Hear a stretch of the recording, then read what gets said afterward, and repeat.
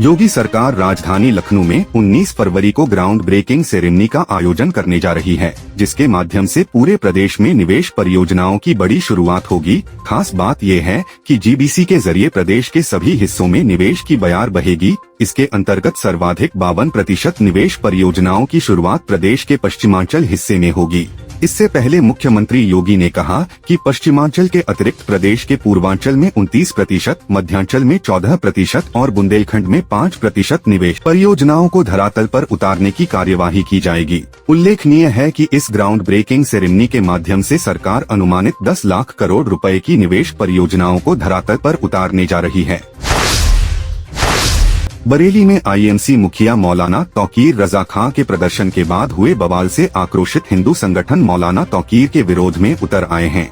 शनिवार को विश्व हिंदू परिषद और दूसरे हिंदूवादी संगठनों के कार्यकर्ताओं ने एसपी सिटी राहुल भाटी से मुलाकात करके मौलाना तौकीर पर शिकंजा कसने की मांग की। इस दौरान वीएचपी नेताओं व कार्यकर्ताओं ने मौलाना पर एनएसए कानून के तहत गिरफ्तारी की भी मांग की। वीएचपी नेताओं ने शनिवार को कहा कि मौलाना के भड़काऊ बयान के बाद बरेली के श्यामगंज बाजार में व्यापारियों के साथ मारपीट और लूटपाट की गयी। इस दौरान पथराव भी किया गया।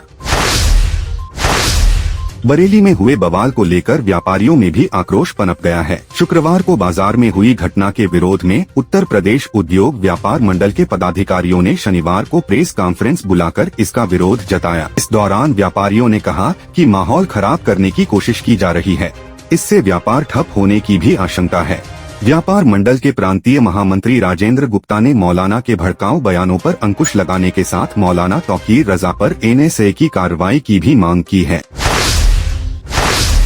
बरेली में शुक्रवार को हुए बवाल के बाद अब मौलाना तौकीर रजा खां ने एक बार फिर धरना प्रदर्शन की चेतावनी दे डाली है। मौलाना तौकीर ने सामूहिक गिरफ्तारी देने के लिए लोगों से इस्लामिया ग्राउंड पहुंचने की अपील की थी, जिसके बाद प्रदर्शन से लौट रही भीड़ श्यामगंज इलाके में बेकाबू हो गई थी।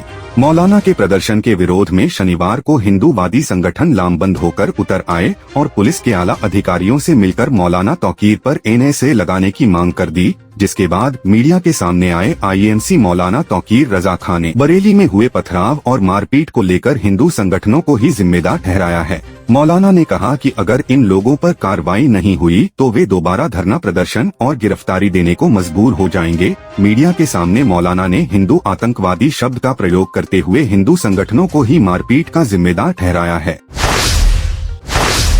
बरेली में शुक्रवार को हुए बवाल के पूरे मामले को लेकर खुराफातियों पर पुलिस ने बारादरी थाने में 2 मुकदमे दर्ज किए हैं। एसपी सिटी राहुल भाटी ने बताया कि थाना बारादरी में शुक्रवार शाम एफआईआर दर्ज की गई है। पहली घटना श्यामगंज मसाला बाजार की है, जहां 2 पक्षों के बीच मारपीट हुई है। 2 युवकों के सर में चोट आई है, उनका मेडिकल करवाया गया है। तहरीर के आधार पर मुकदमा दर्ज कर लिया गया है। दूसरी घटना श्यामगंज चौकी से करीब 100 मीटर दूरी पर आजाद मस्जिद के पास हुई है, जिसमें बाइक से जा रहे 2 युवकों के साथ मारपीट की गई, जिसे लेकर दूसरा मुकदमा भी कायम किया गया है। सीसीटीवी और ड्रोन कैमरों के जरिए बवालियों फुटेज खंगाली जा रही हैं। बवाल भड़काने में शामिल सभी अराजक तत्वों के खिलाफ कड़ी कार्रवाई किए जाने की तैयारी है। बरेली में मौलाना तौकीर के जेल भरो आंदोलन के बाद बिगड़े माहौल और मौलाना के भड़काऊ बयानों के विरोध में साईं धाम मंदिर श्यामगंज के महंत पंडित सुशील पाठक भी विरोध में उतर आए हैं। सुशील पाठक ने शनिवार को जिला प्रशासन से मौलाना तौकीर पर कड़ी कार्रवाई करने की मांग की है। पंडित सुशील पाठक ने कहा कि मौलाना के प्रदर्शन के बाद निकली भीड़ ने श्यामगंज में माहौल खराब करने का पूरा प्रयास किया। इस दौरान बरेली में हल्द्वानी जैसा माहौल बनाने की भी कोशिश की गई। पंडित सुशील पाठक ने मुख्यमंत्री योगी आदित्यनाथ को पत्र लिखकर भी मौलाना पर बड़ी कार्रवाई करने की मांग की है। बरेली में रात के समय मूंगफली बेचकर ठेले के साथ वापस घर लौट रहे मूंगफली विक्रेता की कार की टक्कर से मौत हो गई। दुर्घटना के बाद टक्कर मारने वाली कार का चालक फरार हो गया। फतेहगंज पश्चिमी थाना क्षेत्र में राधा कृष्ण मंदिर के पास भमौरा निवासी मैकूलाल की कार की टक्कर से मौत हो गई। मौके पर पहुंची पुलिस ने मूंगफली विक्रेता के परिजनों को हादसे की जानकारी दी तो कोहराम मच गया। पुलिस टक्कर मारने वाले कार चालक की तलाश में जुटी है।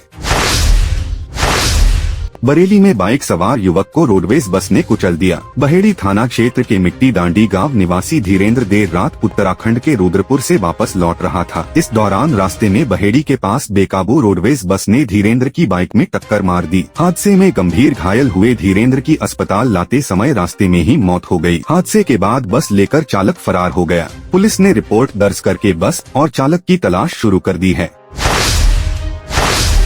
बरेली चोरों ने बीती रात बंद मकान का ताला तोड़कर लाखों का जेवर नकदी चोरी कर लिया। मौके पर पहुंची पुलिस ने घटनास्थल का निरीक्षण करके रिपोर्ट दर्ज कर ली है। सुभाष नगर थाना क्षेत्र के मोहल्ला मढ़ीनाथ में संतोषी माता मंदिर निवासी कपिल शर्मा घर से बाहर गए हुए थे। इसी का फायदा उठाकर चोरों ने घर पर धावा बोल दिया। चोरों ने बंद घर से टीवी, एलईडी और नकदी समेत लाखों का माल चोरी कर लिया। पुलिस चोरों की तलाश में जुटी है।